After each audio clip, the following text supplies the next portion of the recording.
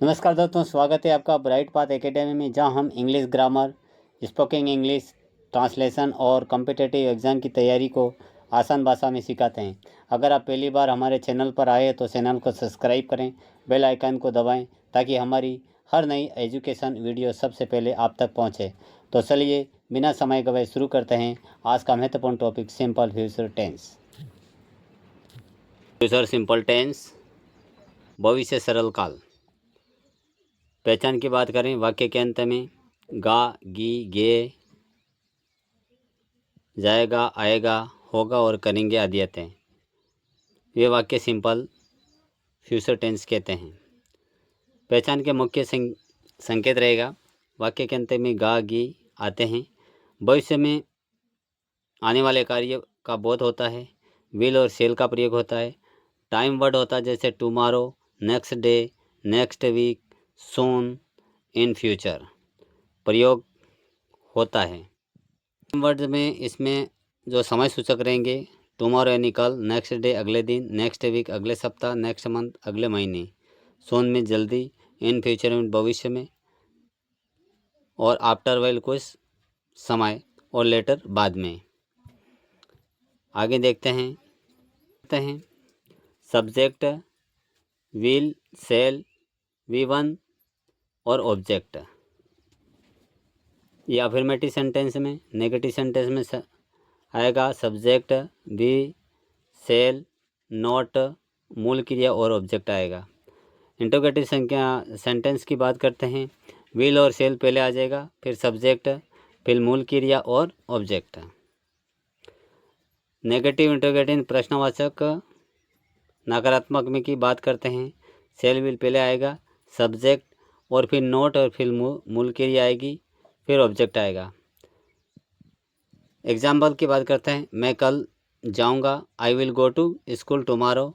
मैं एक किताब पढ़ेगी, वह एक किताब पढ़ेगी। She will read a book. हम मैच खेलेंगे, वी विल आएगा, यहाँ पर सेल नहीं आएगा। We will with win the match. Example, negative का एग्जाम्पल होगा, मैं कल स्कूल नहीं जाऊंगा, I will not go to school tomorrow. मैं कल स्कूल टुमारो नहीं, कल नहीं जाऊंगा।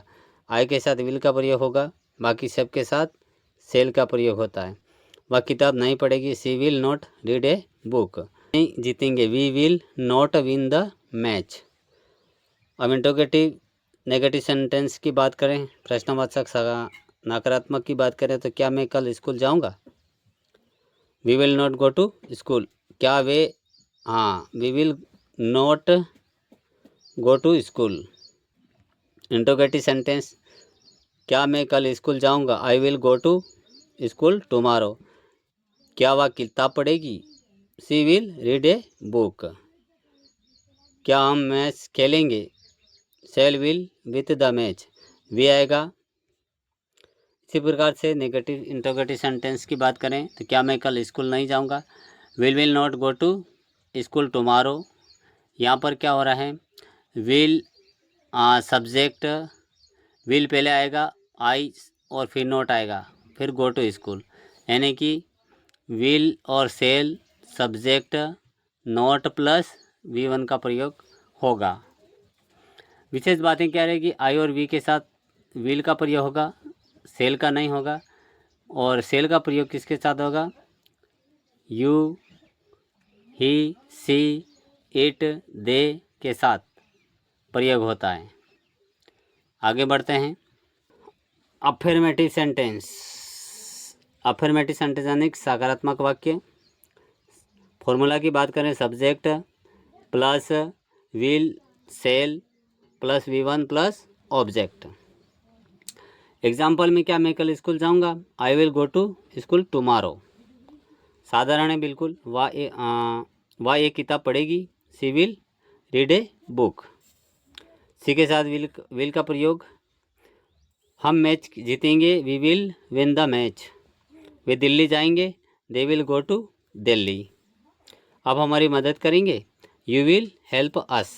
क्या, आगे बढ़ते हैं। नेगेटिव वाक्य, नकारात्मक वाक्य की बात करते हैं।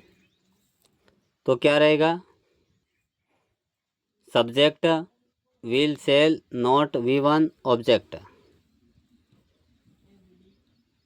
नोट का प्रयोग होगा। मैं कल स्कूल नहीं जाऊंगा, I will not go to school tomorrow. Tomorrow इसलिए आया क्योंकि गा गी का प्रयोग हो रहा है, और यानी कहने का मतलब क्या रहेगा, सेल विल और टुमारो ऐसे समय दिया रहेगा। वह एक किताब नहीं पढ़ेगी, she will not read a book.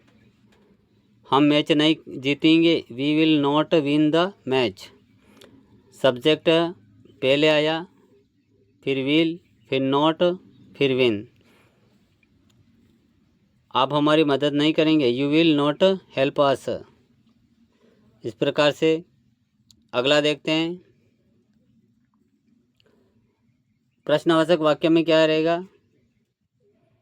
Formula will और सेल पहले आएगा, फिर सब्जेक्ट आएगा, फिर V1 आएगा और ऑब्जेक्ट। यानी कि प्रश्नवाचक में हमेशा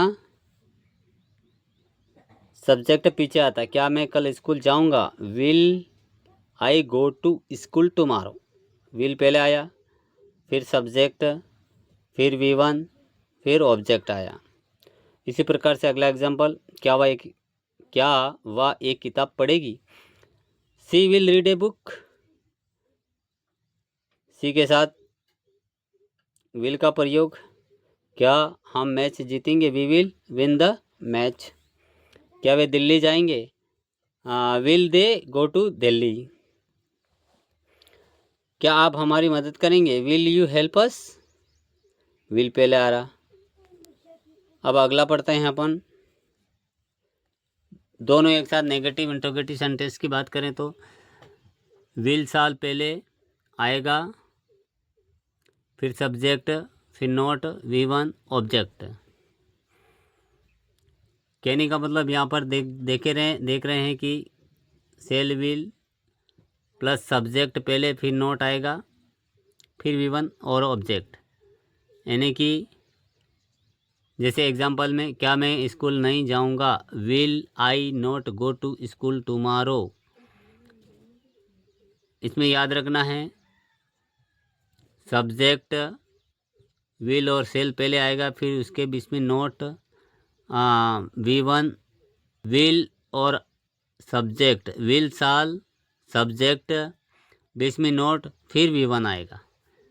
दूसरा एग्जाम, क्या वह एक किताब नहीं पढ़ेगी, क्या will she not read a book.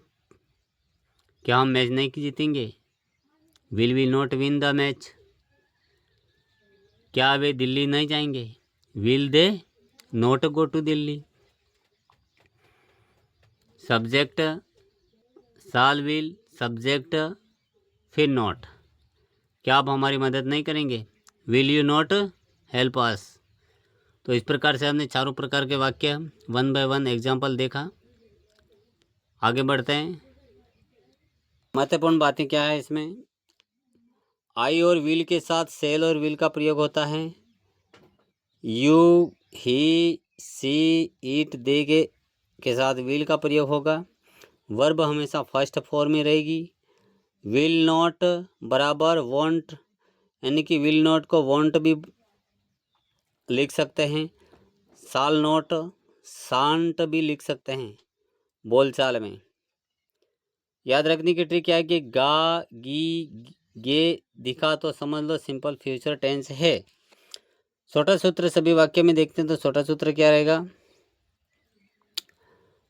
Affirmative, subject will साल plus V1 plus object. Negative क्या रहेगा, सब्जेक्ट साल विल, यानी कि वर्ब की फर्स्ट फॉर्म और साल विल के बीच में नोट आएगा। नेगेटिव में विल साल पहले आ जाएगा, फिर सब्जेक्ट आएगी, फिर V1, फिर ऑब्जेक्ट आएगा। नेगेटिव इंट्रोगेटिव में क्या रहेगा कि प्रश्नवाचक ये दोनों एक प्रकार एक साथ रहेगा, तो साल विल प्लस सब्जेक्ट, साल विल सब्जेक्ट, फिर और सब्जेक्ट के और V1 के बीच में नोट आएगा। नियमित अभ्यास करें, उदाहरण के साथ इंग्लिश में परफेक्ट बने। तो दोस्तों हमने आज फ्यूचर सिंपल टेंस के 4 प्रकार के वाक्यों के साथ और उन सूत्रों के साथ उपयोग करके सीखा विस्तार से एग्जाम्पल के साथ। आगे हम सीखेंगे फ्यूचर कंटिन्यू टेंस। मिलते हैं अगले वीडियो में, तब तक के लिए धन्यवाद।